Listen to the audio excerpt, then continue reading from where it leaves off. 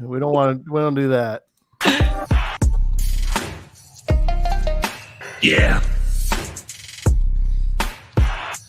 Coming through, signals clear. Oh yeah, it's Geocache Talk. Woo! It's time for Geocache Talk. Whether you are at work, in the car, or wherever you are, we hope you enjoy this show about the great sport of geocaching. If you're watching live on YouTube, you can be part of the adventure tonight in the chat room and participate with others as they watch the show. If you are listening later, please give it a like and subscribe on your favorite podcasting app so that you can get all of the weekly Geocache Talk goodness. Big thanks to Joshua for our opening. Yeah, that was cool. Yeah, and we got busy talking, so I'm actually going to talk about last week's featured patrons, but that's okay. We're all, thrilled with our patrons, so I'm just going to mention them again. They get 2 weeks in a row. That's kind of cool. So, Gas Station Tuna, Sue's Mom, Runner Casher, DeTruck, Jay Schulz, Little Miss Sunshine, Just Finding Our Way, Whiskey, AWOL, Sackishness, and our new patrons, Demac04, OLB 1992, CP590, Swifty Golden, The Pizza Ninja, Geocache, DMR Rec, Widget Brittle, and Action Trinity. I wonder about that last one. I think she's on the show tonight. What do you know? If you'd like to become a patron, click on the Become a Patron link on the front page of the Geocache Talk website, or you can go over to patreon.com/Geocache Talk for more details. Patrons get the now famous blackout coin. Do you get your blackout coin, Stephanie? Yes, I do. She does. Yay! She's got her coin. And other geocaching items during the year. Bonus content. We got book club is up and running. When the next book club is, when is it, Jesse? The next we just had one, so the next one is, I believe, the 14th again. Okay, yeah. Very cool. Invite special events only for patrons. Support level start as little as Bison Tube level. That's just $3 a month. That's it. Nope. Correction, the 15th. 15th book club. It'll be after the Texas event. Yes. Which we will briefly mention also tonight. Well, let's jump right in, and we're going to do a little bit of news, but let's jump right in first to show 235. We welcome back to the show Stephanie, aka Action Trinity. I'm so happy to be back. I'm glad you're back. And we got to talk about geocaching for sure. Absolutely. I'm so happy. I haven't got my shirt on. I know. That's well, we'll start with that one. So she's got her Mars rover shirt on. That's very cool. Yep. And Stephanie was asking about the trackable, and let me try. So I'm gonna try it right now. Found it. Nope, still locked. So, in case anybody is wondering, which I'm sure a lot of people are keeping an eye on. Yeah. This is the funny thing too. So Jesse, there are 6,877 users watching. Oh God, get it off your watch list. See? Now, the thing is that if you've got your setup a certain way, as soon as it comes active and people start logging it, you're going to get an email from all 6,000 people. Oh my God, I know. I hope have. You're ready for that, because that is a lot. So, and it's actually gone up since then. Since you looked it up, it's gone up about a few people watching it. So right, everybody's watching it. Yeah, that's crazy. UDAC says, but hoping for a soap opera twist. It turns out this. I heard people know what the tracking code. Well, we know what the tracking code is, UDAC. I can give it to you. No, that's what he's saying. He's saying he hopes there's a twist, and that's not really right. What is it? I don't know it. I can give you. Maria knows. Oh, we know the trackable code. Here, I'll put it. They released that. The trackable code's there, but it's locked, so you can't. Okay, well, I don't. I'll put it up on the show. Here we go. Hang on, let me put it up. I even post it. Well, it's 221 B Baker because it's Sherlock, SHERLOCK is the name, and they have an acronym. We had Dr. Beagle from the Jet Propulsion Laboratory on the show back in the fall, and he told us all the cool stuff. He got us a lot of good Mars rover, being someone who worked on it and was able to be on the show with us, and we talked about the code. So, but you probably don't want to put it, like you said, Stephanie. I wouldn't put it on the watch list. You don't put it on the watch list. If I have a code, I'm taking it off. Yeah, exactly. So that's hysterical. But that location list went on, and that one, I had a million emails. I'm like, oh my god. Oh, yeah. So yeah, here it is. These beans, though. These beans were spilt. Yeah, they were spilled. Yeah. I'm not the bean spiller here. Show, right? But you know what? It is a good trend they've been doing lately. HQ with partner with NASA to get some exciting stuff going on, and then the Mars Earth caches and all this other stuff they've been doing. The trackables, it's something relevant and exciting. So that's good. Maybe we'll get some young people into the game. Who knows? Some really creative, smart young people. Yeah. Oh, Tab was asking about the shirt. That's Cash Advance. Yeah, is that the one that sends a shirt monthly? Yeah, I enjoyed that. It's cool. I got really cool shirts. Yeah, Cash Advance. We thank them for their support. I already did the cash crate. That was cool too. I didn't do it this year, but I did that for a year or two, and that was really cool. Yeah, very cool. Speaking of vendors or supporters, they help support Worldwide CacheCon. Another one is IB Geocaching. So I do want to mention that during February, they have Pete at IB Geocaching has a 30% discount, not 10, not 20, 30% discount when you order. He's got nanos, custom buttons, and other non-trackable button sets that you can get during the month of February. Just let him know, that you heard about it here on Geocache Talk, and CacheCon's the code, right? P will get you set up, and the code is CacheCon. Yeah. So, I'm a spoiler. I buy everything. I'm bad. Mention CacheCon in the discount code box, or I'll put it in the banner. I even bought your box. Yeah, there you go. That's guys. I bought your box. Thank you. Yep, Jesse's books in there. Yeah, I can't wait to read them. Except I want to get all the caches, so I have to slow my roll. That's the plan. You got to go get them all. That's right. There's not enough time. No. Well, what's funny is how far are you from the Spot, which is the oldest geocache in New York? Have you ever found that one? The Spot? The Spot.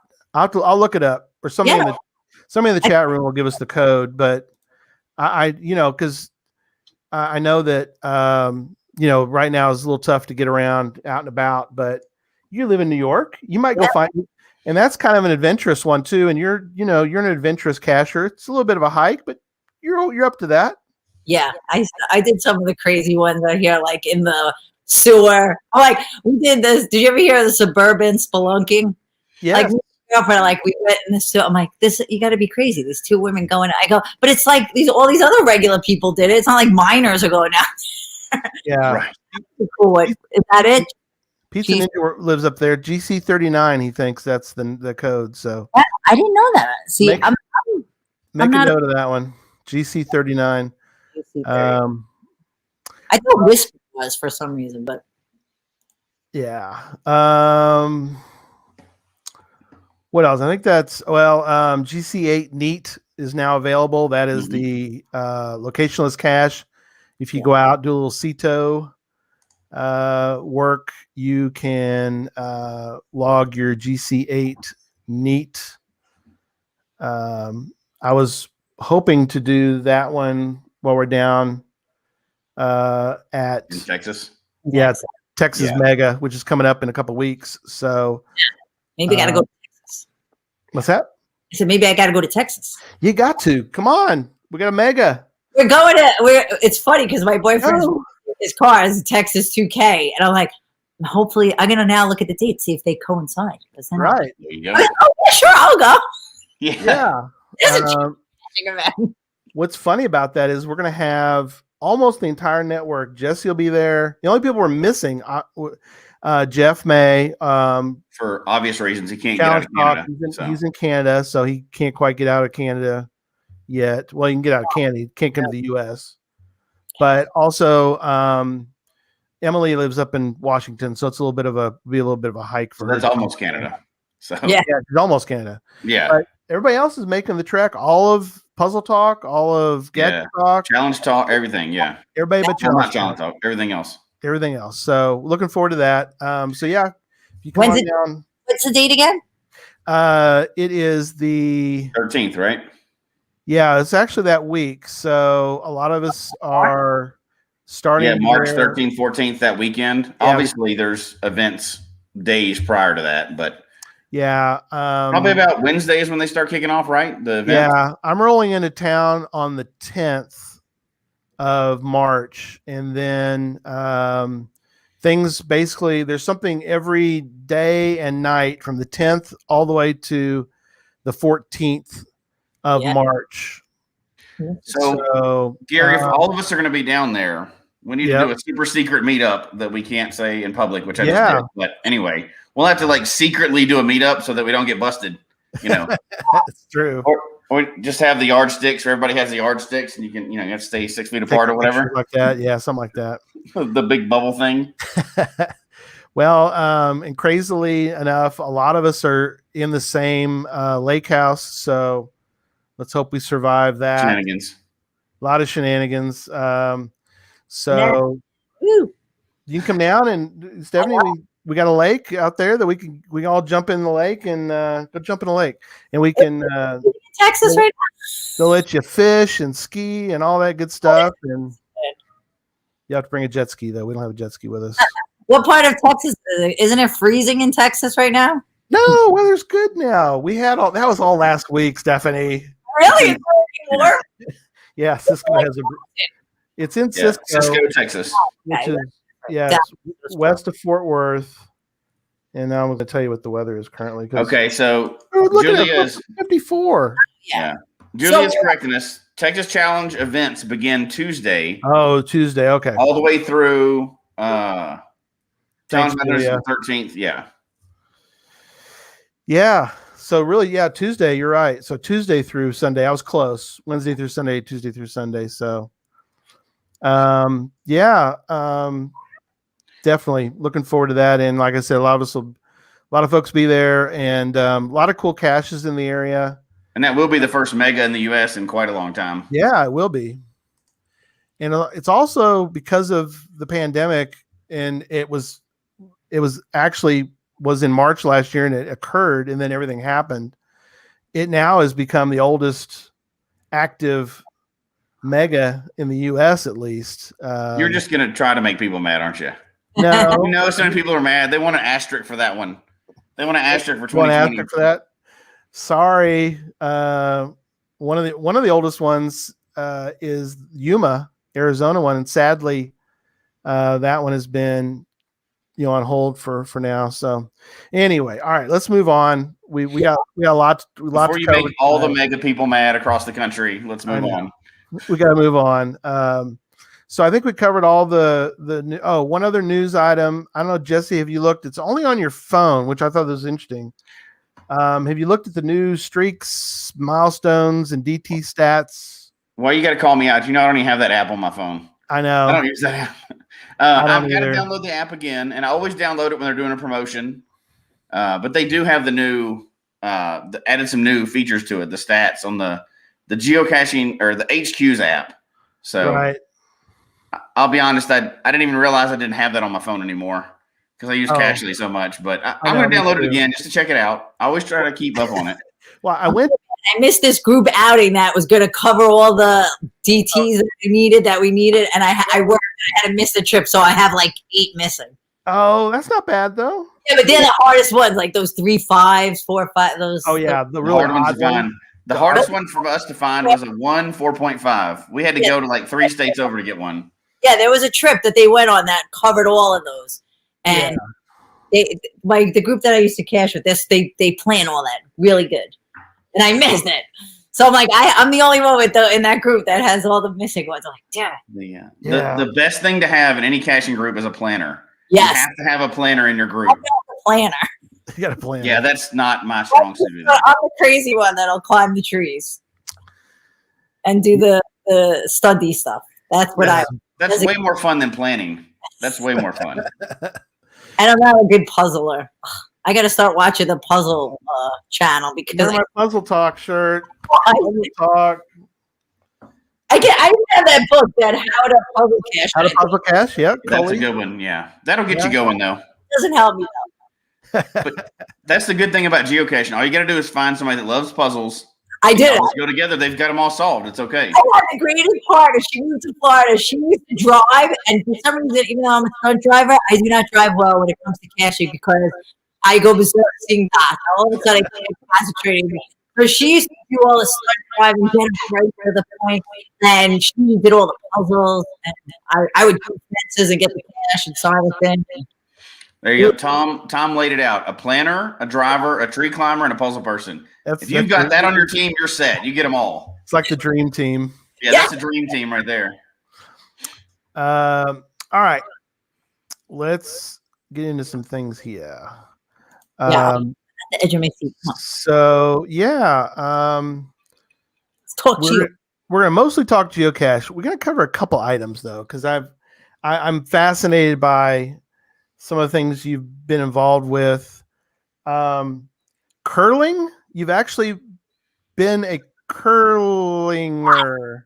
You know what? I was like, I put on my list, like maybe I could get to the Olympics, and I'm like, this sport, I could actually get to the Olympics doing that, So I'm like, I took it up, and it is awesome. I love it. The only problem was we had to share the ice with like hockey because they didn't have dedicated right. curl. So it was always at like 10 o'clock at night, and roller derby practice was like, and everything I did was during the week at like 10, 11 o'clock at night. And it was freezing all the time, and I would do it like 5 days a week, roller derby, curling, and I'm like, I need to take a break. And curling, unfortunately, fell to the wayside. But now they have dedicated ice, but it's like way further from my house in Ardley. But it was I loved it. Again, another awesome thing experience. Very strategic. Yeah, I wonder how many people. I mean, there can't be many that cross over from roller derby to curling. And Although you gotta be. I like it because I believe it or not, I love horseshoes. I'm like third time world champion horseshoe. That's what I just say. I'm like a huge horseshoe player, and curling reminds me of another backyard game like that. And it's very strategic. Like you like have to skid across the ice. So like, have a grace with this. And how to curl the stone enough to get it to land, almost like shuffleboard, but now on ice. And there's a lot of skill involved. Oh yeah. And then you got that brush, and there's something that too. No, Dave, not 12-ounce curl, Dave. No. There you go. Oh, no. Tricashius says he was out. We're outside curling this weekend. He lives up in there. Set it up outside. That'd be cool. Yeah. But when you just probably make them up. The stones, they're heavy. They're big. Yeah, he was kidding. He was talking about 12-ounce. I get it. Curls. You know what he's talking about. But Tricashius, he lives in North Dakota. So North Dakota, he's got some, they can do some curling up there. I would definitely recommend though, if you've never tried it, like they had like an orientation, and then people can learn how to play, and then they could go try it on the ice, and then you could join a league. I'd recommend you try it. It was fun. And my friend wanted to do it as a joke, and then nobody did. And I was like, I want to do this. I went and just went on. Yeah. I watched the Olympics, I watched them do it. It's like, oh my gosh, that's like, it's kind of interesting. I mean, it's mesmerizing. There's a lot of why you're watching it, and you just keep watching it. There's a lot of strategy involved. Olympic curl, like I didn't miss that chance yet. Like I'm not going to be a skier or snowboarder anymore, or the things I used to do. But I'm like, curling, I have a shot. Yeah, there you go. Perfect. But no, I didn't stick with it. And roller derby, if there was Olympic roller derby. You know, That'd they're be ready. recognized.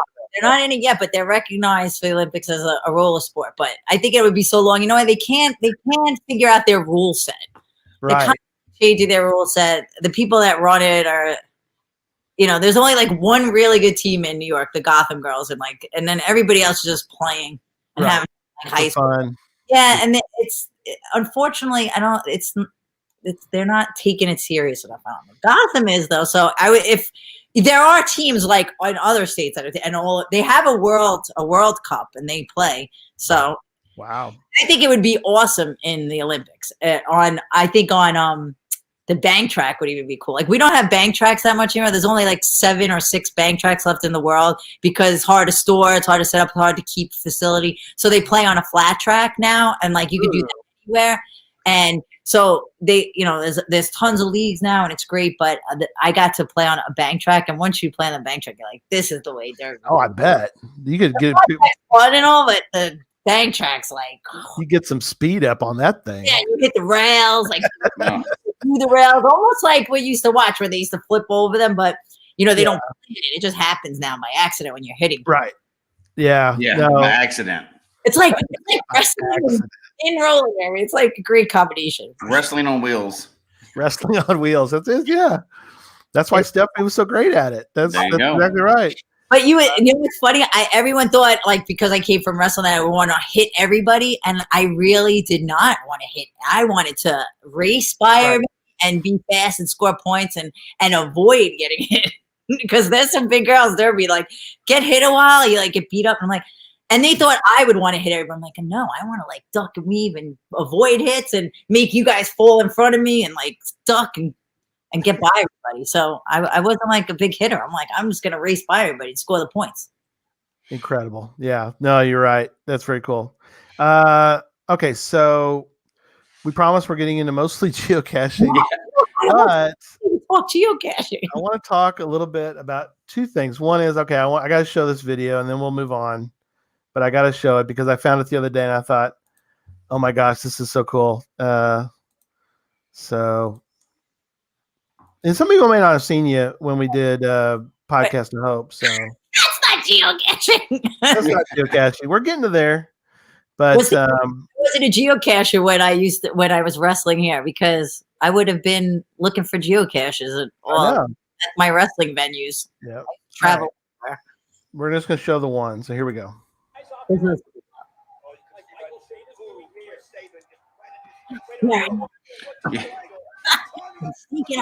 There's some wild lady climbing up the cage. That crazy person climbing. What's she gonna do?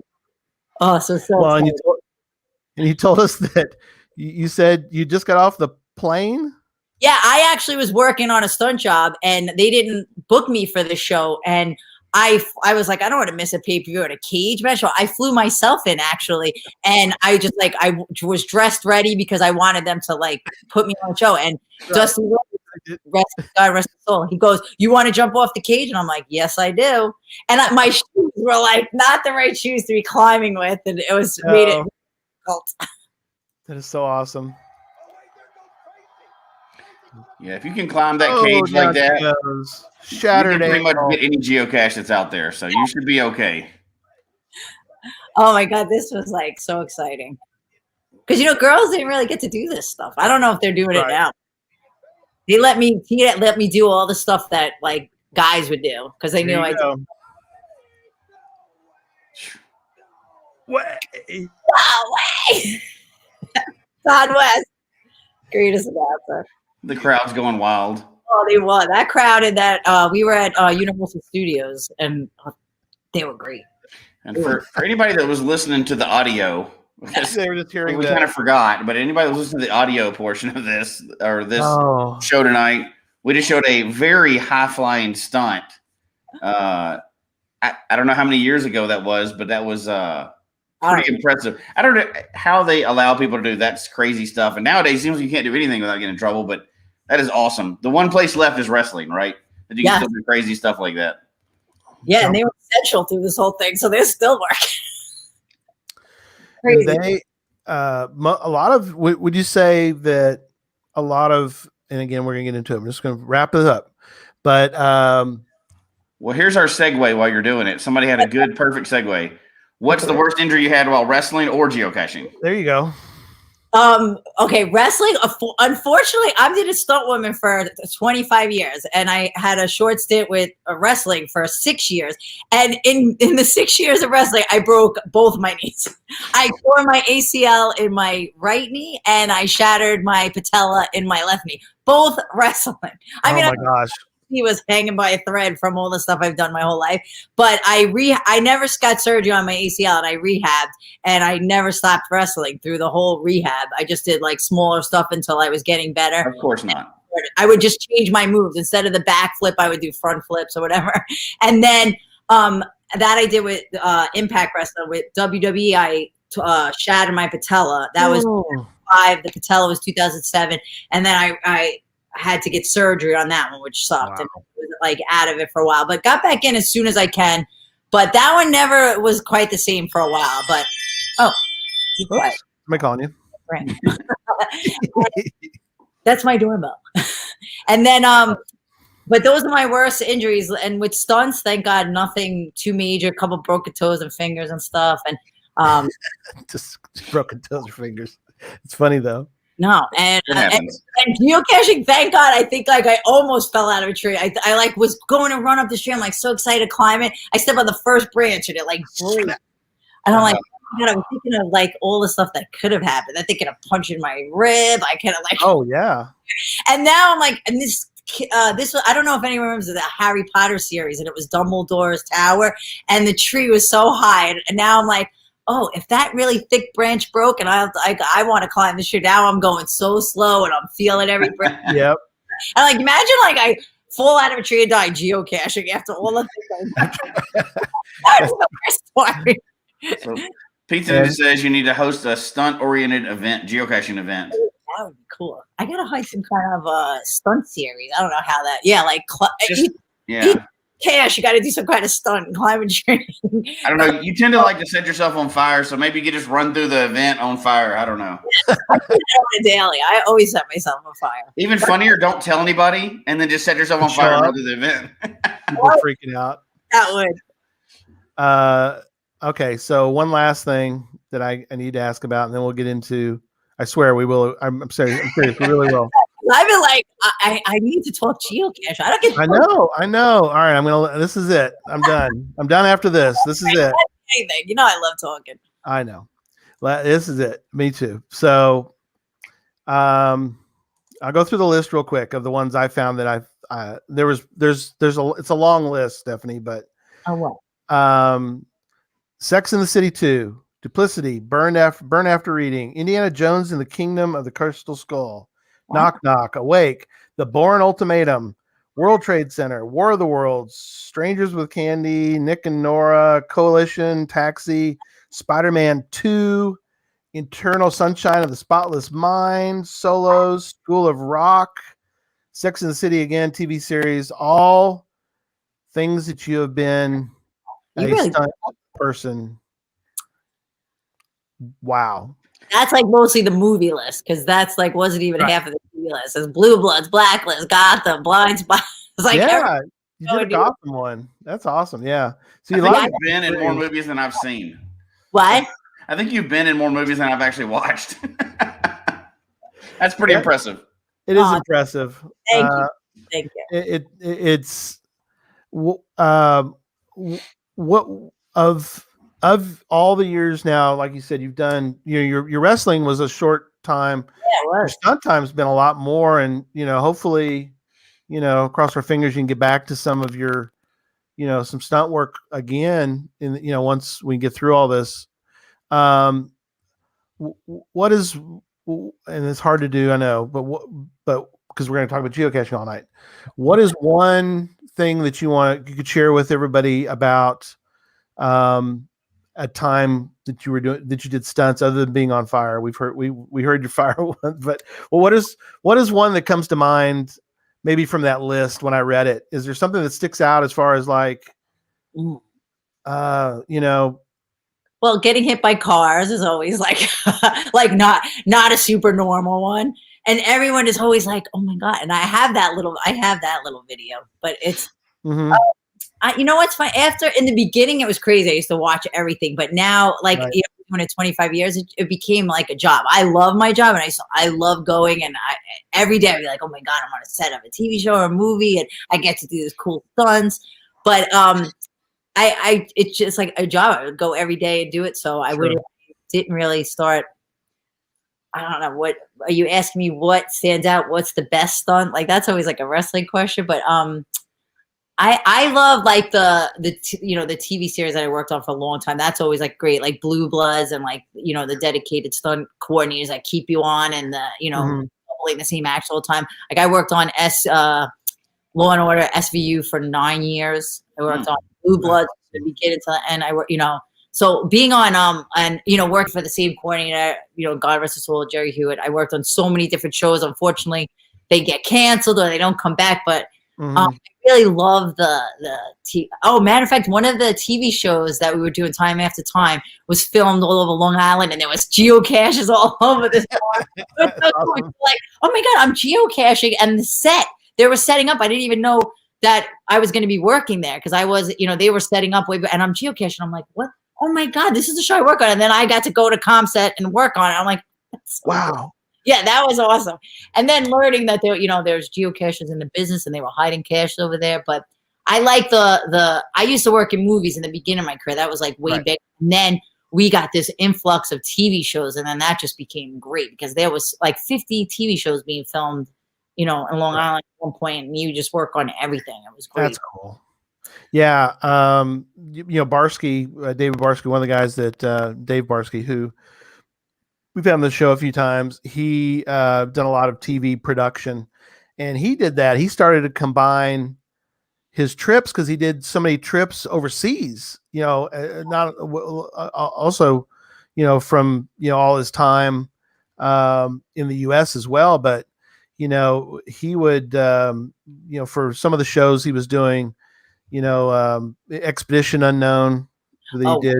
Cool. They traveled all over to go to Nepal and places like that, and he's always slipping away to grab a cache. So I would go up so early to a job and be like, okay, what caches are around? Yeah, slow work. Yeah, so, he might be in the chat. UDAX mentioning. I haven't seen him in the chat tonight, but I haven't seen him, but yeah, UDAX. She lives out in the Hollywood area. So have you ever? You're in New York, but did you during that time? Were you? I started my career in California. I moved out there to Hollywood, go be a stunt person after college, and I did like the live stunt shows at like Waterworld and Batman and Wild West, and then like slowly got into the TV shows that were out there as like an extra, and I would do some kind of stunty thing. Like I was just an extra, but I'm like I could roll a blade, I could do this, I could surf, I could do this, and they would put. I'd be on Melrose Place, and I forget some of the shows that I was, just extra on. And then thought I would be such a hustle. I'm from New York, so I would go on sets and be like, I want to be a stunt person. They were like, "You're from New York, I guess." And I would hustle and push. And I got on a show as a stand-in, and then they gave me stunt driving to do. I was standing in The Rock, the movie The Rock. I think that was like my first official. I got my SAG card on that show, and I doubled Vanessa Marcel and Jade, but I was only standing in, and then they gave me some driving, and I'm like, oh my god, this is my life, this is my career. I'm like driving around the canyons in this car. I'm like, this is great. And then I kept I missed my family. I moved away like all across the whole side of the world. I felt like. And I kept coming home because I'm very tight in my family. I kept coming home, and then I realized I could do stunts out here. I hustled a couple of people, and I got to come out here. And then I'm like, oh my god, you could do stunts out in New York. Yeah. And as soon as I started breaking into the business here, I came home, and I'm like, wow, I can do it here. Yeah, UDAX saying that the Waterworld show at Universal Studios has great stunts. So. Yeah, I still ride a stand-up jet ski till this day. So that was like the big, stand-up jet skis, the 8-coolers. Now, is it true? Do you have a Screen Actors Guild Award for outstanding performance by a stunt ensemble in a motion picture? Yes. That's awesome. Is it? I might have 2. I don't know. She's got a SAG award. That's awesome. You're the first SAG, Jesse. I think it's the first SAG award winner we've had on the show. So just take it. I didn't get mine. I was up for one, but I didn't get it. So All right. I mean, now they have an Emmy for it. Finally, we're getting some recognition in the movie industry. So they now has an Emmy for a stunt performer, because they just finally came out with an Emmy for a stunt coordinator, and now there is an Emmy, and we have no Oscars. You believe? Everyone in a movie, the hair, the makeup, the wardrobe, and they have that whole section of technical awards. They do a 2-day. They always talk about last night they had all the technical awards. It's like they should put the stunt people with. I don't know what's taking them so why they don't want to. A lot of actors support that, but Oh, well. I think like back in it used to be like magician. It was an illusion. It was supposed to be an illusion. Like you're just supposed to work. Didn't want recognition. That's what you did. And now everybody wants recognition. Oh, well, you should be recognized.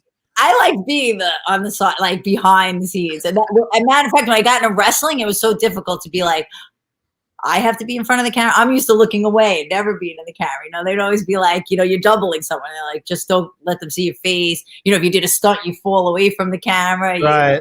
Everything is a fall down the stairs or don't look at the camera. So yeah. It was like, get in front of there and do your pose. And I'm like, I don't have a pose yet. Scott's asking if you've got that. Is it like in a trophy case somewhere? No, it wasn't a trophy. We got certificates because it was a whole stunt ensemble. That's right. Yeah. Okay, well, not just stunts, not just roller derby, not just curling. Stephanie is a hardcore, we'll call her hardcore geocacher. We'll talk about that. I wish it was more hardcore. Sometimes when I was watching the world, yep. Yeah, I was like, oh my God, I'm not that level yet. Some people have such levels that I'm like, oh my God, I want 20,000 caches. The game is different for every single person. It is different. As long as you're having fun, it doesn't matter. Hardcore. I am definitely hardcore. I feel like I own it sometimes, the way I have a passion for this and how I talk about it. I'm like, do I own this? Do I have stock in this? So, I love it so much. And only geocachers don't understand. Nobody understands. No, but definitely everybody geocaches in their own way, and everybody, comes to the game in a different way. And, it's a very individualized game that you play with millions of people. Yep. Everyone can play it their own way. Yeah. So, how did you even learn about where did you first hear the word geocaching? We were talking about this briefly before we got on, but I'm like, how come they don't advertise? Well, I was so mad that I found out too late. I'm like 14 years this story. Never heard of it. And I'm like, how did I never hear it? This was like right up my alley. I actually saw one of my friends talking about it on Facebook. And then I said, what is that? And they didn't answer me. So I'm like, I just Googled it. I read up on the whole thing. I downloaded the app and I went for my first cache immediately. And I'm like, this is awesome. Oh my God. I love at first play. Whatever. Awesome. Love. Except my first cache was like a bad experience because, of course, I saw it on the map and drove to it. And, I just wanted to get the cache. I didn't really want to go hiking that day. So we bushwhacked for like 300 feet through. I started when May. So it's May. Through all the way to find the cache. Oh my God. I'm like not even concentrating. I'm so excited about this. I find it. I don't even really know what to do yet with it. I read up on everything, but I didn't, we found all these inside. I'm like, do I take them? No, I'm like, sign the book. I was taking pictures of everything. I'm like, this was so great. Get out. I didn't realize that I was doused head to toe with ticks. A million. No.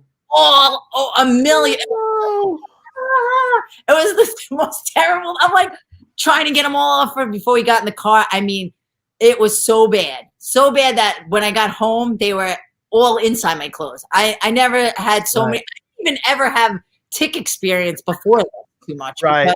Because, you stay on trail, you're on your horse. I'm always in the water. I never really was deep in the woods. And that's the only thing with caching is you always have to go off trail and always so full with ticks. So I think after that one, I was like, crazy. I didn't go full bore right into it because I'm like, I don't want to stop me right now.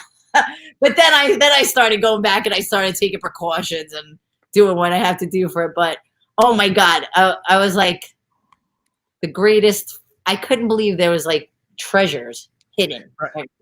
Did you go with somebody? What?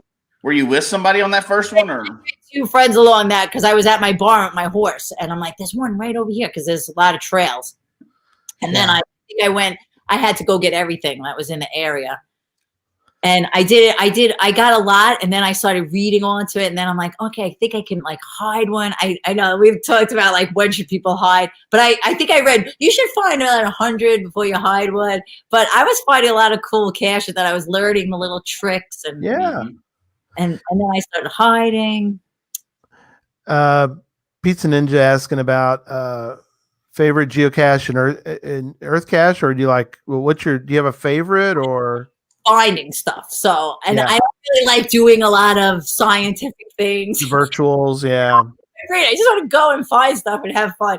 So I'm not big into the puzzles or the virtuals either because I want to find. I mean, I love getting the smileys from everything. And, some of the puzzles on the Earth aren't hard, but it's like, and I love learning. Believe me, I love that they bring you to the most amazing place, but it's like, I just want to go and find something. So when I have all this work, sometimes I just did an Earth cache and a virtual and another virtual is like you go to the spot and then it's like I have to go to find 10 lighthouses that I already been to because I got cash and I'm like I gotta do it all over again. I can't get the smiley. So sometimes that's frustrating, but I'm a traditional through and through because I just want to find a cache. Right. And I'm a little child. I love opening and getting all that stuff. I love yes. I love so That's us too. Everybody's journey starts that way. It's where it goes from there. She's got her swag. Got her swag bag. Yeah, there you go. Bag. And I collect people's signature stuff. I love that. Like that's awesome. I saw people put business cards, so I got a business card. Then I saw trading cards. I got a trading card. Then I saw path tags. I'm like, I gotta have my own path tag. So I got into it. I love everything about it. But that I didn't know about all the other ones at first. Like I only knew about it, just read about them, but I'm like, I don't even know it. And it wasn't until Geocaching put out a challenge in August, the year I started, that you had to get one of everything. So I'm like, I got to do one of those. I got to do a puzzle, virtual, and I had to go to an event. I didn't even know what an event was yet. I'm like, no, I was just somebody who went out in the woods by myself with my dog and geocache. So I went to an event and I learned what that was. And then I'm like, okay, this is cool. You get a smiley just for showing up somewhere. You could sign in and leave. But then I started going and meeting people and then doing the group trips, which is great because then they could solve the puzzles for me because I suck. There you go. You just climb the trees and let them solve the puzzles and you'll be good to go. I went on my first group outing before, like when I just started going to events, and they were talking about on Facebook for this big cache out here called Sight Unseen. It's like 10 stages. It took us literally 8 hours to do it in a snowstorm. And I couldn't believe these people would, I'm like, I hike and do this stuff like my whole life. But these people show up, I'm in like my snowmobile suit. People showed up in jeans and sneakers and work with. So like, these people are diehards. And I'm thinking they're going to cancel and not go. And nobody wanted to back out. I'm like, wow, we're doing this. And it was like raining and snowing. And I'm like amazed at the geocaches and this was trekking for like, we did it from 8 o'clock in the morning to like nighttime, and just broke out at nighttime. And I'm like, these people are amazing. And one of the geocaches broke his ribs, never complained the whole time. And then later on, and then I became like much more friendly with these people. And I'm like, wow. And like, that was and this thing was all puzzles and all things you had to do. So much trick things. I couldn't believe this was a geocache, like 10 stages. And there was braille, there was radio, there was like those 3D glass. There was so many different cool aspects to this puzzle. And at the end, it sang to you. I'm like, this is awesome.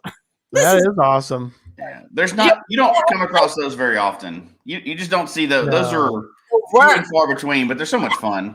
Yes, Sight Unseen. You don't hear about it. It's like it's famous again for Long Island. It's like a big deal, and like people put groups together to do it, and and it's cool because when we came out, the group before us that did it, they had donuts and coffee when we came out of the woods. So like it's supposed to be the next group that does it. That previous group is supposed to bring them donuts and coffee. So it was cool. This is such a great hobby. The people are cool. Oh yeah, I started going to all events and meeting people and doing so much, group caching, which was fun. Mm-hmm. That's one of the great aspects of the game for sure. We're big fans of, and I think they're fairly big fans of us as well. The goalie. In fact, I have a goalie shirt There you go. Yep, the geocachers of Long Island. Mm-hmm. I'm a proud member now. I mean, I was always a a Long Island geocacher, but now I'm officially a proud member of Goalie. That's great. Yeah, we're Awesome caches now too, like such. Oh yeah. Well, the ATM caches there. They put out some big geo art and yeah. So it's funny that I came back and I'm like, wow, this stepped up. This is like some awesome caches. Yeah. Be this one guy Mushnikus that used to hide really awesome caches, and him and one other guy, the Caching Dead. They put out like cool gadget. Yeah. Oh yeah. Gadget guys. But now there's like a bunch of people now. Motorama and they're putting out really cool caches and that absolutely crew. Jamie, yeah, we probably have some on tonight. I don't know if they're in the you know what, and that makes all the difference in the world too. If you're in an area that has a good active group of friendly cachers, you're gonna get a whole different experience than if you're doing it all by yourself all the time. Yeah, I like going by myself, but I definitely like grouping. Yeah, but it is good to have. I do too. I like to get out on hikes and stuff like that. But it's good to have a group that you can go with if you want to do something different, or when you show up at an event, it's going to be the same friendly people. Yeah, I did all my coolest stuff with the groups because I would have never I was new at it, so I wouldn't have thought of these places. And they planned we did the Harry Potter series. We did go and I went to events. I went to a mega, I wouldn't have done that. I did a webcam. I would have never did a webcam. And I would have done half the puzzles that I've done because, like I said, I really stink at solving puzzles. They're not all that hard. I just gave up on them completely. Well, you got to come back to Puzzle Talk. We'll help you. Yeah. I mean, I'm just learning. It was the hardest one on Long Island. That was the first one I ever opened. I'm what the heck? It wasn't even anything you could solve the way you read it. I don't even know what you had to do for that one. It was so crazy. So I'm I just was I'm never opening a blue question mark. Oh, come on. Now I do. Now I'm actually okay. Ones and see what I could tell because I hate seeing them on my map. I'm right. Clear that. That's good. I don't know it. So if you turn to the 201 geocache before you die, in the back, you don't do it now, but I want to see that. In the back, there's a section for New York. There you go. Oh, wow. So I did all the states. And all the top ones in New York in there. All the top ones in New York. So, and Caching Dead has a couple of them, or has at least one of them in there. But anyway, so there you go. You can start with some in your own, so you don't have to travel too far. Yeah. But there we go. There's Jamie. I knew Jamie be on. Yeah. At first, I used to show up at his caches because I'm thinking I'm going for a light post cache because I'm bad. I don't really read descriptions in the beginning. I just had to go to the dots. And I would show up to that thinking I'm just going to get a light post cache. I'm like, what the heck is this? It's I got to do a puzzle. And then I would look at the attributes and say field puzzle. I'm like, dang it. And then right away, I would just doubt myself and I would freak myself out and I wouldn't be good at it. And then slowly I'm like, okay, I got this. And then I'm like, oh, I like that. So now I used to not like going to his caches and now I search for him. He's on my I'm like, I love going to his cache. I'm not always good at them, but now I actively look for his cache. He's got some gadgets now. In the beginning, I'm like, this damn guy, he's always tricky. He's got at least one. I know he has one gadget, so that's good. He's getting into that realm as well. He probably has more than that. So Jamie, you need to let us know, buddy, how many you got of those. But anyway, like I said, they're famous ATM cash machine. It's famous. Yes, that is so cool. Yeah, I think it got some kind of award for the Travel Bug Hotel. What is it? Yeah. Mm-hmm. Absolutely. So, so Goalie, we love them. They're he's just hit 100 caches he's put out. That's awesome. So that is, that's a lot. This is kind of fun. I love looking for me personally. I love looking at people's furthest north, furthest east, furthest west, furthest south, because at least for me, I don't know, Jesse, you probably could say the same thing about yourself. Maybe, I don't know. I have to ask you as well. But when I look at my furthest east, furthest north, et cetera, every one of them for me, I got a story behind it. Oh, yeah. My furthest east is in Salem, Massachusetts. And I distinctly remember the trip that we took. We visited family in Boston and we ended up going up to Salem. So that's my furthest east. So I'm going to ask you, Stephanie, about your furthest north, south, east, west. So let's start with That's though, right? what's that? You have the stats, right? I do. Yeah. Yes. Yeah, So- I don't know, but I know that I know that I cashed in Puerto Rico, Hawaii, Aruba. So I don't know. I feel like Hawaii is further. So your furthest east is GC. In fact, I'll put it up in the chat room so people can kind of play along as well. Play along at home. Play along. Before Gary pulls it up, do you know what it is? No, I don't know. No, it's like no. Honestly, I don't know mine either unless I pull them up. So I know when I'm in another state, I just try to find, and like I said, I'm slowly trying to get my boyfriend into it. So when we go away, it's like I got to get a cache, and he's like, "What?" But he's been, like I said, the reluctant cacher, but he's been supportive, and he's been going. We're Team Vinity, even though we're Team Vinity. That's a cool name. He goes, and he's like, I see that it brings us to cool places. But yeah, we went to that cool tree. I always said caching always brings you to the best places. If you didn't have a tour guide already, you just got to get geocaching, find all the best spots. But yeah, I would never remember which ones are I didn't read into that much, but I probably remember like so where this one right here is down below us there. Estuary Stop 1, Puerto Rico. So you might not remember that. I did a lot when I was in Puerto Rico. That's what I was going to ask you. How was the trip to Puerto Rico that you took, and how was the geocaching down there? Well, I went there to go zip lining and hike it through so I didn't do any geocaching where we did that because we were serious climbing and zip lining and everything. But like the off days, we were walking around this whole place wherever we were. Like I just met friends. I decided at the last minute to go with friends, and I just like hopped on jumped on their trip. But my girlfriend, she'll do whatever it is. I'm like, let's go geocaching. And we're just like really exploring all Puerto Rico. We were walking. So it was like, this cache is everywhere. And again, I wasn't like looking for certain ones or doing, special cache. I was just finding whatever in the trail. Yeah. Whatever's on the way to where we were going, which is always great. But we were checking out all the sites and just finding what was, that's sometimes what I have to do with people because they're not all like geocache. Yeah. Like I always have to just kind of like, oh, let's go this place. And I'm like, I'm like, let's go here. And I don't tell them there's geocaches. I just go to places where there's geocaches. You don't want to scare them away. You want to kind of, you want to bring them along slowly. Yeah. Oh, let's go over to this little location here. Oh, what do you know? Yeah. I think there's a cache here. Why don't you help me look for it? Help me find it. And then I try to. Perfect. So. Our dog, so like we're bringing him every to parks, and he runs around like a maniac, and I'm like, I get to geocache. And right. So Gary, did you know yours without looking at it? Yeah, no, I don't know those. My furthest, which one? Furthest east? Furthest east. Furthest so we east. we quizzed her. So now do you know it? Yeah, I did know it because it's the one in Salem. Okay. I knew that one. I'm pretty much. And I was like writing down all my steps, just GPS. I think I'm up on mine. How far is yours furthest east, Jesse?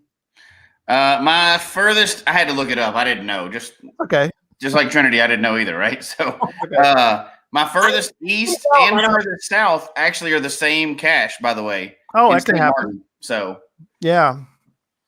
I figured it might be I thought it might be your Jesse, your the Bad Man one. That's further south. No, that's just in Florida.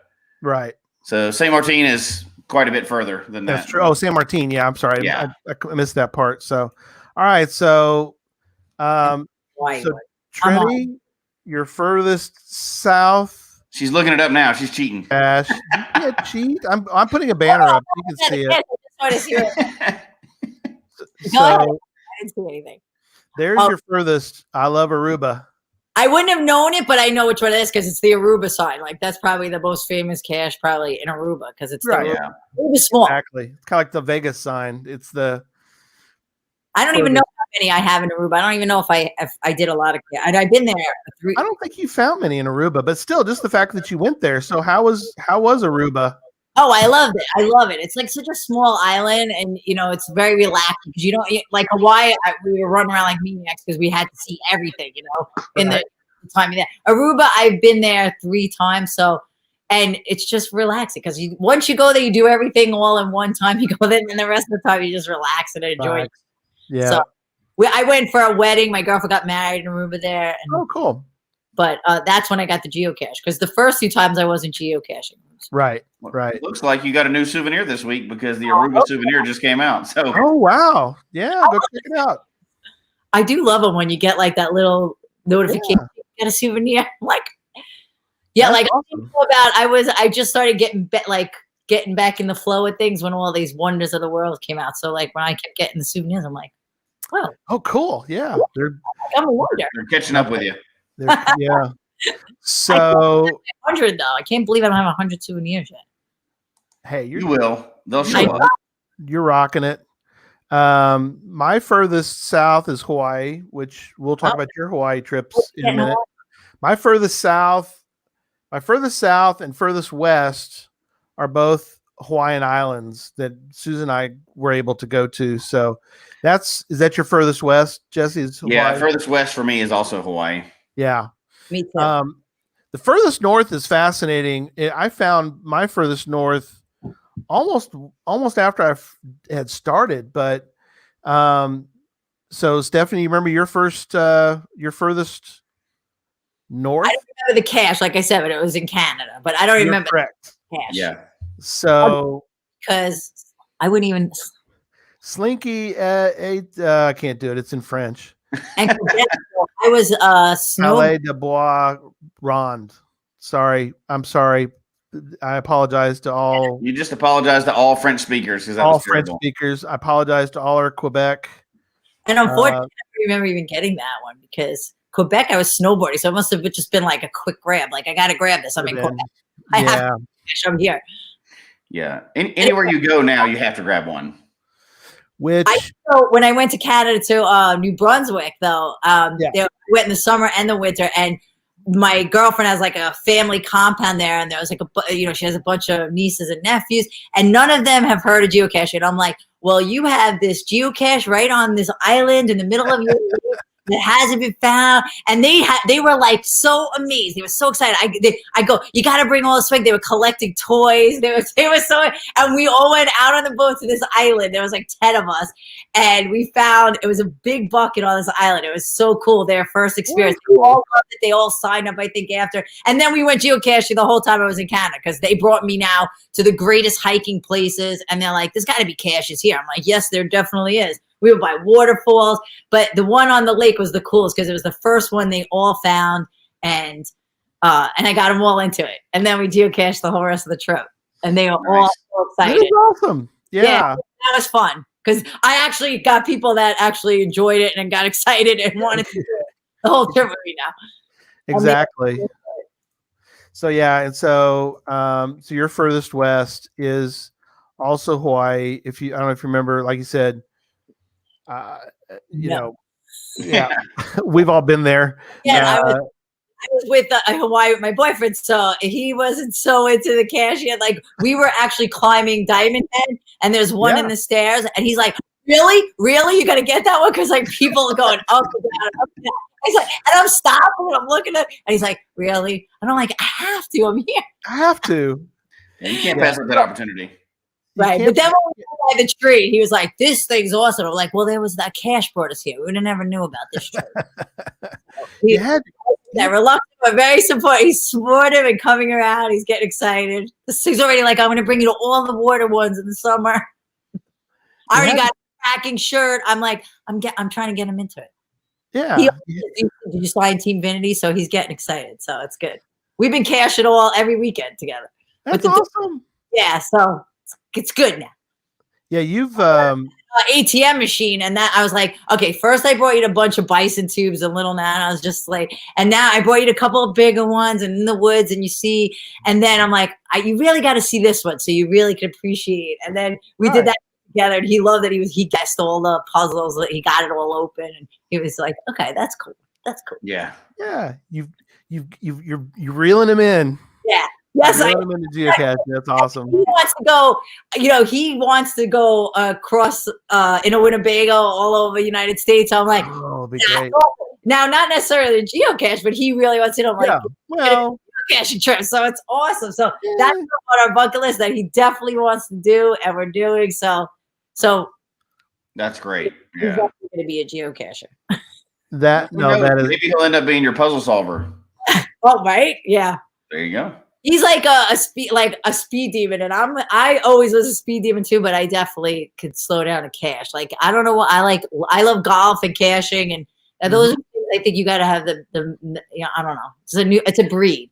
He still loves to just go fast in cars and boats, and I'm like, come on, you can't do that in the summer, so in the winter. So he doesn't like the snow, and I'm like, we've been getting out and geocaching. He's like, this is cool. Yeah.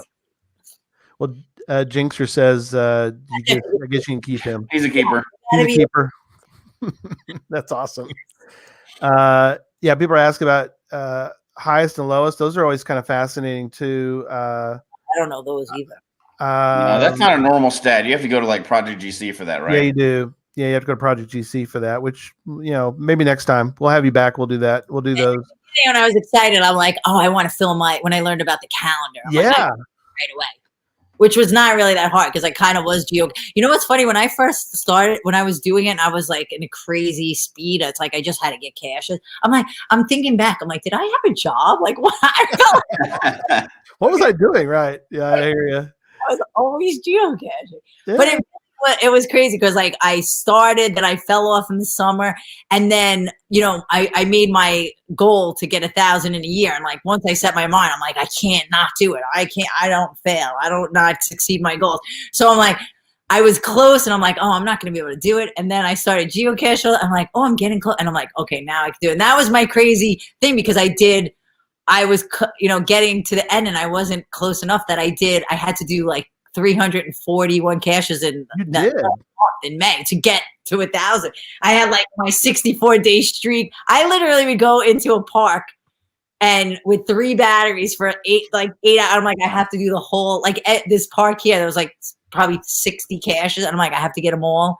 And I literally went in the morning, 8 hours, 3 batteries later, nothing left at the end, limping, dirty, coming out with like not knowing where it was.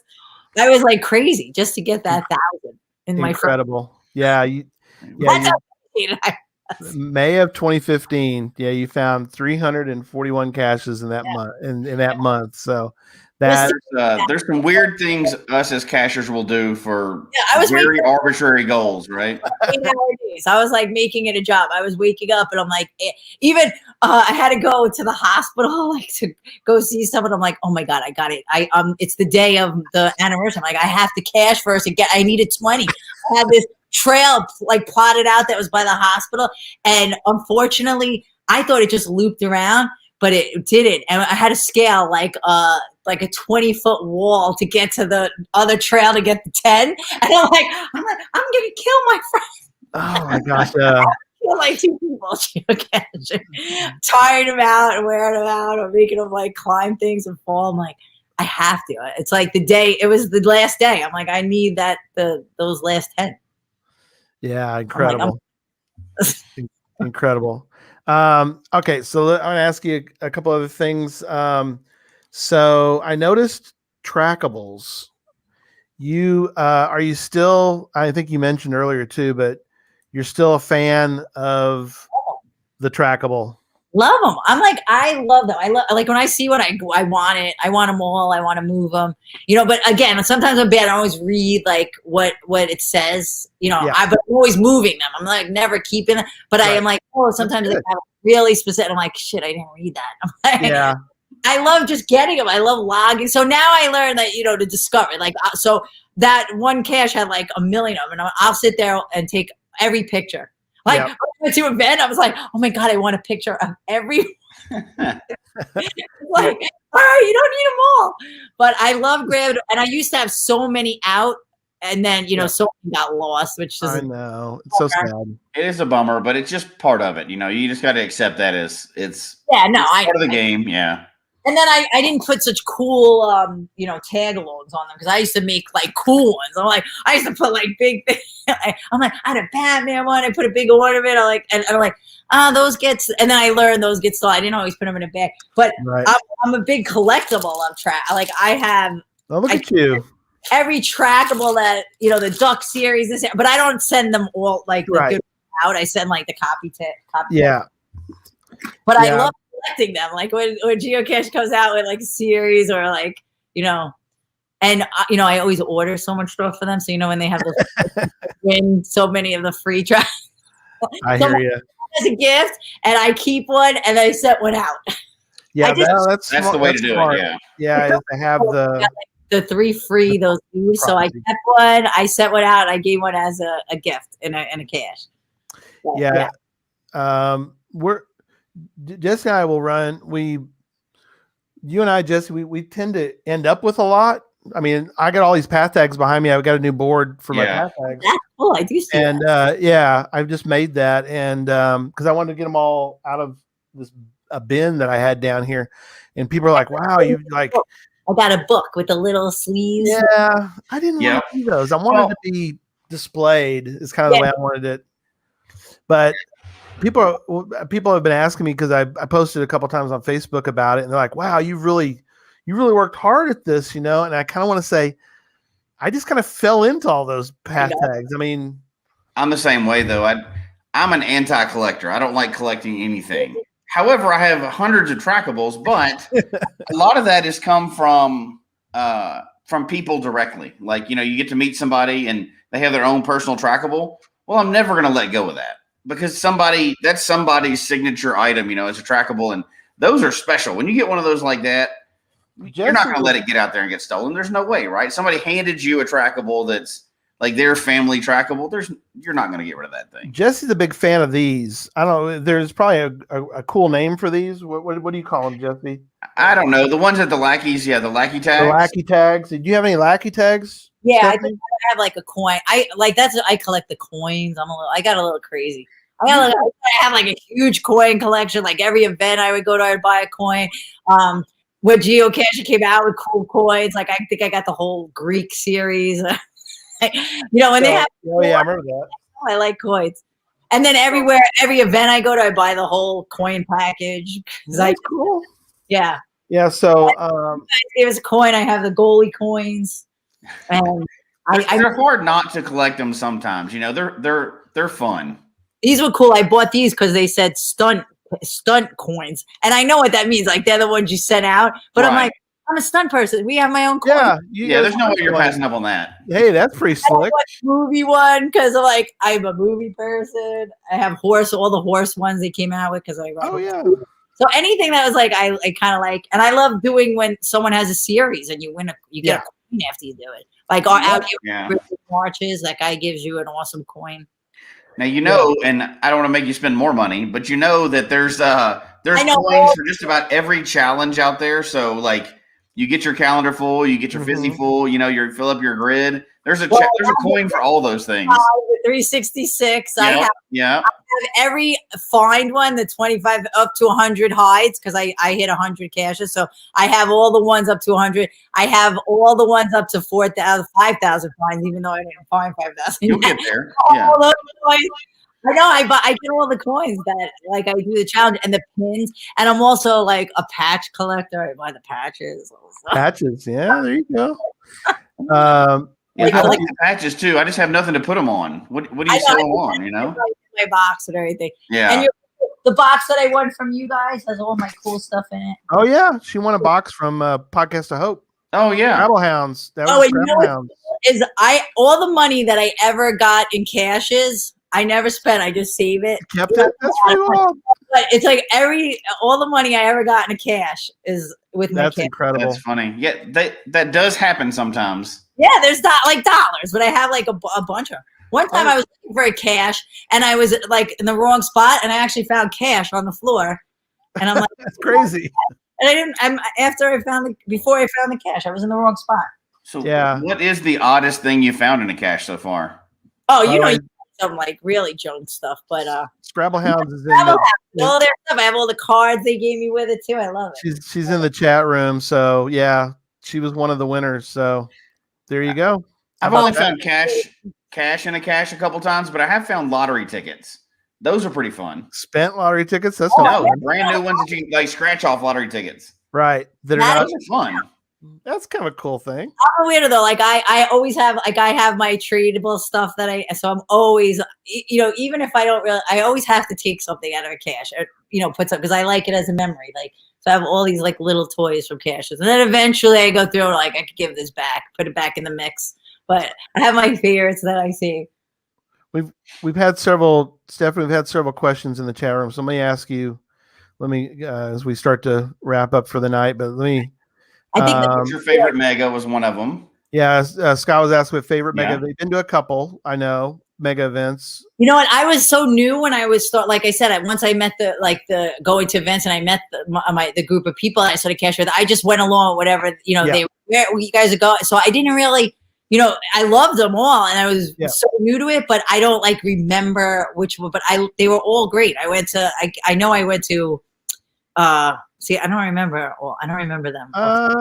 Let's see. I know they're listed. I know, and I have the tags to them too. But it was just like I was so new, so I didn't even know what I'm going to. They're like, they're going to this thing, and I'm like, yeah, sure, I'll go. I want to go. This caches, we're gonna go caching, and seeing all the vendors are so cool. I would buy. So I think I even have the geocaching board game. I'm like a big supporter of it. Oh yeah, the Cash Me If You Can. Like that. Yeah. So. But even with what was I just gonna say? See. I know that I was born to be a geocacher because when we started, I had, like I said, I collected pens, I collected notepads, I collected all Super Bowls, all the Matchbox cars. So I was like, oh my God, I already have all this stuff to do this. You're already set up for it. Yeah, you're perfect. And then with the trackables too, I have trackables on my boots, the tags. I have trackable shirts. My dog collar is trackable. Mm-hmm. Everything I own is trackable. Yeah. So Maria is asking about, question for you is, do you get recognized as a wrestler at geocaching events? No, not really. Not really. The group of people that I cache with, no, or if somebody had read, like I didn't even mean to put that in my profile. I think that I just like copied and pasted because when I first started, I'm like, I don't know what to write for this, so I just like put the same stuff I put everywhere. Like I wasn't trying to be like, I didn't even think I even read that stuff. I'm like, this is just for me. So I think a couple of people, and then I do have when I got into the path tags, first I made a stunt one, then I made a wrestling one, then I made a roller derby one, and then I made like a Batman one because that's my favorite thing. So So people would ask me for the wrestling path tag, but I don't know. I don't think I ever got recognized. No. Adventure Labs. I don't know if you've really done many Adventure Labs, or have you been awarded one? I might have, but I'm not good at even my hiding, like I don't hide like Liam stuff, but I'm not really gadgety.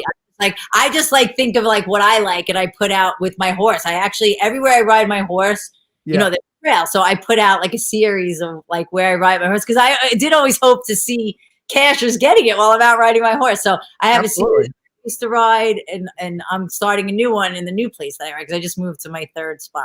That's so awesome. I kind of hide, but I like big caches, the old ammo can type stuff in the woods. Yep. Cash Line's asking about your. I don't have a trackable tattoo. That is cool because I do have a couple tattoos, but I guess if like you had like a number, you could just put that on your.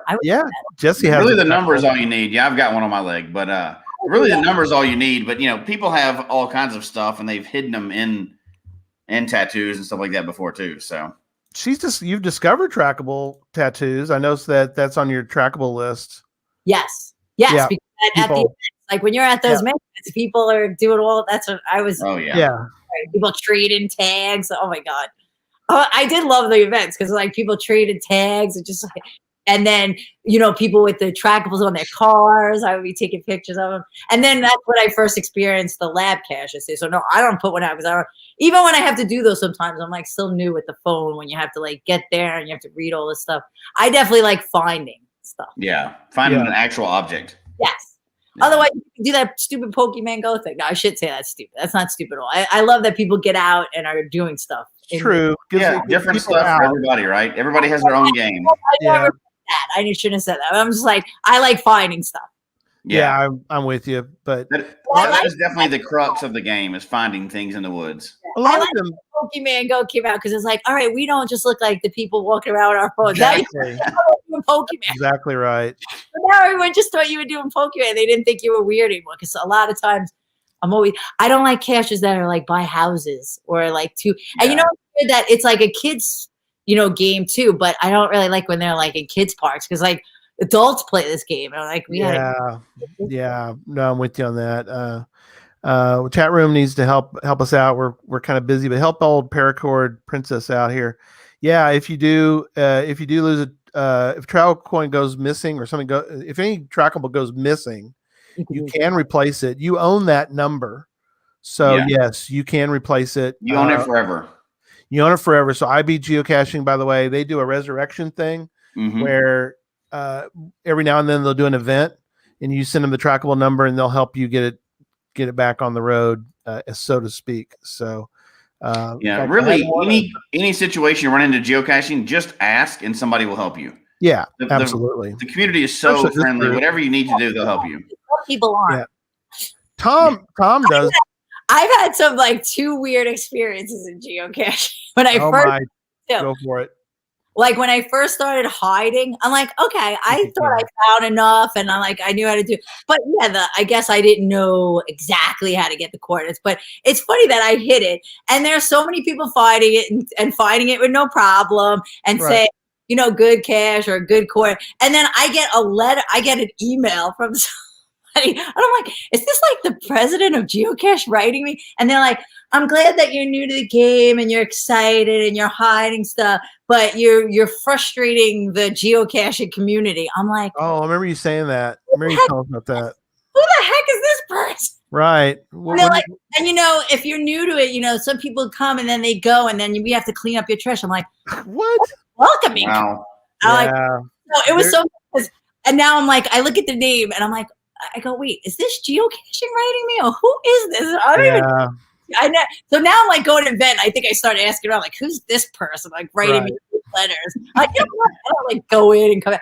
And then my greatest experience with a first to find turned out terrible. But so I didn't even know what that was right away. But I'm like, oh, I'll probably never be able to get a first to find because I'm so late in the game and everybody's already going to them. And then I found out about notifications. So it's on 4th of July, my favorite holiday, and I'm going for a cache. I get a notification. It's like getting dark out. And I'm like, my phone's battery started to die, of course. Like all these things, it's so like climactic. It's so exciting. And I'm like, so I didn't get time to read it. I just look at where the hint was, and I looked at on the map, and I'm like, I kind of know where it is. It's not that big. I'll be able to go. And I'm caching for a while now. I'm like, I feel like my geo senses are real strong. So my phone's dead, but I'm like, I'm going in the woods. I kind of have a gist. I'm like, what the hint was. I'm like, I got this. No problem. The fireworks start going off. I find this geocache with no phone or nothing. And I'm like, oh my God. I signed that thing. And also wasn't big at like long logs, which later I found out that's not good. You got to put long logs. People don't like. I don't even think I knew what TFTC was. Yeah. That's funny. I would love to look back. I don't even know what I used to write in logs. Right. That'd be funny to go back and look. I know. Look at what I wrote. But so this cache, though, I gave the whole story. I'm like, my phone's dying. I get I know story. My life. And I'm like, and as I'm getting it, fireworks are going off just for me celebrating. And there was the first to find pin, and I took it. I'm like, oh my God. It was my favorite thing ever. I don't know if it was immediately or the next day. I get another email. Oh no! Folded alive. And they were like, "You weren't supposed to find that cache. It was one of those." Oh, tributes. Yeah, we talked about that. Knew about. And they're like, "You weren't supposed to find." I'm like, "What do you mean I was supposed to find it first to find?" Really. I go, "What do you mean I wasn't? I was." Yeah, it's a cache. I didn't know. And I'm like, what is that stuff? A lot of people still don't. Yeah, they were like, I'm sorry, but we're deleting your log. I'm like, the first time I ever wrote a long log. No way. They deleted the log, the first time I don't really even care about that, but I'm like, I get to log it as long as I get my smiley later on. But yeah. I can't believe it. I'm like, what is that? I'm like, and I'm not used to that because I'm like, if you guys want to take if this is a sport and first to find, and people are very serious about that stat. I'm like, that's why I never got into that stat because I'm like, how could that even if people get to find it first? It's like playing a game and saying, but you don't get to win. They're gonna win. We're gonna play, but they're right. Just like tell them before you hide it to go get it before you publish it or something. So then it's one of these crazy I don't care. So I'm first to find. unwritten rules. I never race out. I do like the first to find prize, but unfortunately, we have crazy first to finders out here that Oh yeah, we got a lot of FDF. Yeah, there's all on the run all the time. 99% of the people you'll ever meet in geocaching are fun and good people, but there are some weirdos. We know that. A bad one. That was like some young kid. He did it for his brother. I felt really bad, and I even took the first to find pin. I'm like, I gotta go return this thing. Yeah, really. much. I don't care. But that other incident, that person was a thorn in my side though for like all the time geocaching. Finally, that's when I kind of got burnt out going to the events, and then finally like I'm now refreshed again because I started. I would read, like we were all on Facebook, and like this lady had cancer and she was like geocaching and she forgot her pen and didn't sign a log, and they were like hammering her on the Facebook page, and I'm like, and the lady's like, you know what? I do this for fun. I have freaking cancer, and I'm like, and she was like, I don't even give a shit. Whatever, and I'm like. I couldn't believe how they get, and I know it's serious. There's serious stuff because numbers and this and that, but that person would just get so crazy. It's still a game. Yeah, with McDonald's toys and Tupperware in the woods. So. Yeah, there's no reason to get to go that crazy. He's been mean to a lot of people, and that because they all kind of all talk. Like once someone, they're like, "Yeah, I have this run," and they all have their story. I'm like, "Oh, good, I'm not the only one." Yeah, there's no reason for that. Downright criminal because I think I did spray paint a little on concrete, which so I'm not proud of that moment, but it was like all broken up, like there was rebarb. It was like a messy area, and it was very hard. And I just wanted to be able to find it easier. So, and I'm like, I took care of it though. But I'm like, after that, it's downright criminal. I was called. I was like. I fixed it. Don't ever write to me again. Yeah, really. Well, yeah. It's kind of like Jesse and I. We tend to completely avoid social media because we've had a few. We try to use it in the right way, right? We do try to put out information and stuff like that, but we're not going to get involved in arguments on social media. Always a bad seed and everything, I get like when I play roller derby, I always have like a handful of people, and then I'm like, this way I can bother anyone in geocaching because I'm like, I do it by myself, and then like I said, I got the 2 emails before I even went to an event. I'm like, I don't even know anybody. Yeah, it's by myself. How can I be bothering? Oh yeah, but that's a funny experience because I think I posted it on Facebook, and all my friends were like, "What the heck is this?" Yeah. So they were a funny experience. I'm like, wow, I just piss people off wherever I go in this sport. And I'm like, totally. If you're not making somebody mad, you're not playing hard enough. So exactly. That's what someone said. They were like, because I was getting crazy numbers. I think that person thought I was going to beat them. Yeah, I was like accused of being a cheater. I'm like, well, how do you even cheat in this game? I'm like, how do you even cheat? Oh, I know. Yeah, Scott put it well. Scott, he's right. Geocachers are the best people.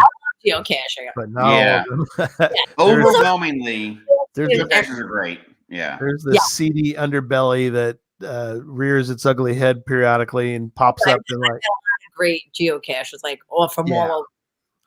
The great majority are wonderful. Majority.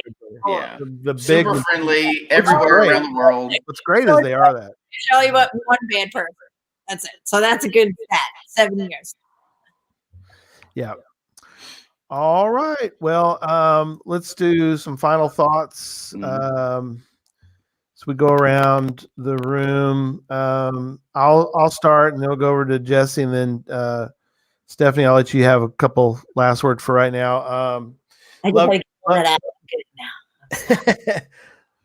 having you on. We'll definitely do this again sometime. It's always refreshing to see people in all walks of life and all different parts of the world who love our sport. I always call it a sport but that's for another show. There's the glass. The Geocache Talk glass. That's for another show because it is kind of another show to talk about. But it's something that is a real privilege for Jesse and I, is that we do get to talk to people from, well, now all over the world, but it's just fun. And it's always refreshing to talk to you, Stephanie, about your caching in New York, and hope to see you out on the trail, as it were, and definitely hopefully come see us, or there's a big event in May, and by May, hopefully, cross our fingers, we'll be up and running out in the middle of nowhere, Kansas, in the great city of Colby. There's Mingo Madness. It's going to be a great time out there with a lot of neat folks. Is hopefully the things to do in cash. Yeah, pandemic will slow down by then. But anyway, Starwolf. Who's Stephanie? I thought she was Trinity. She has lots of names. That's right. Action Trinity is her geocaching name. But I mean, and we don't have time to get all of it, but you end up with a lot of wrestling names, which is kind of interesting. I don't know, do most wrestlers have? No, well, when I first started, there was people with other, like, I wanted to just go by, actually it was going to be Stephanie Starr. I couldn't think of a name at first. And then there was another Stephanie, and then, Mm-hmm. So Trinity was the gimmick that I had, where I was valeting Chris Devine, and it was Trinity, the Immaculate Connection. And that is I do love the Trinity, because it's like everything I do, the 3 is a huge number to me. Yeah. And mind, body, and soul, not so much on the religious, I'm more the spiritual, mind, body, and soul, everything I do. That's cool. So I love that. It just encompasses, and I'm like, I keep it through everything that I do. It's not, it wasn't necessarily a wrestling name, but it did turn out to be one. And then caching, and then it's my corporation, Action Trinity. And I actually hosted a web show called Action Trinity for this Cubo Media TV. It would be like, and what was my tagline? The Cubo Media TV, Action Trinity, and I'd be on fire or something. That's awesome. Fire all the time, light my arm on fire or something. Even when I was teaching, I did a science lesson, and I lit myself on fire. I love lighting myself on fire. Oh my gosh, incredible! Do that one. That's incredible. No, that's perfect, because you have the perfect energy for the show, and we love having you as a guest. It's only the second time we've had you on, but we'll have you back, because you fit more words into this 90 minutes than any of our other guests do. It's awesome. I know. I really talk a lot, because literally I've been like, I love geocaching so much. I know, it's awesome. I get to talk little spurts. Like I said, no one really listens to me too much about it. And when I get excited, it's like I can't really express myself. So I'm like, I get to talk geocaching with people. Yes. So I had so much to talk about, excitement about it. I love this. Only we understand. Only geocachers understand it. I like it. I don't know what it is either. I just love it so much. I get so excited. Like, I even do get so excited, those little now. They're annoying to open and get that log out. But I remember the first one I ever found was like, this is the most amazing thing. This little thing isn't a sign. Who would have thought of that? Yeah. It's funny. The first time I ever found one of those. Now they're like, I like them because they're quick, but I'm like, the first time I found one of those was the most amazing thing. I'm like, I can't believe this thing lifts up. That's all. Yeah, The first one is always amazing. Every time when you find something the first time. Yeah, like the gum, when I found the gum for the first time. Oh yeah, the fake gum. Yeah, there you go. Oh my God, that was so. Eventually when megas are a thing again and everybody's going to events, I haven't given up on the idea of setting you on fire for one of these events. So we're gonna have to do that at some point. And my man would be my fire extinguisher, because I'm dragging him. He's coming. I'm telling him on the phone. I'm like, you're coming to these events. Yeah. It'll be good though, because I tell you, he's got a race in Texas, so we might be able to pull that off. There you go. Perfect. Perfect. Yeah. I'll be like, you go fast and race, and then we'll go caching. That's right. All right. Well, with that, we're gonna wrap up. Again, thank you, Stephanie. It was wonderful. And here is the outro. Stick around for a second. We'll talk to you here on the other side. Folks, we hope you've enjoyed the show tonight. Please email us your comment at geocachetalk@gmail.com. Don't forget to follow us on Twitter, Instagram, and Facebook. The show can be found on Apple Podcasts, Stitcher, Radio Public, or Spotify, as well as at the Geocache Talk website. Don't forget to click that subscribe button below and ring that bell notification so that you can see and hear the show on a weekly basis. And tell your friends about the show. Get them involved with us in the chat room. And until next week, don't just talk about geocaching. Go geocaching. That is it. Good night, everybody. Go caching. Go catch.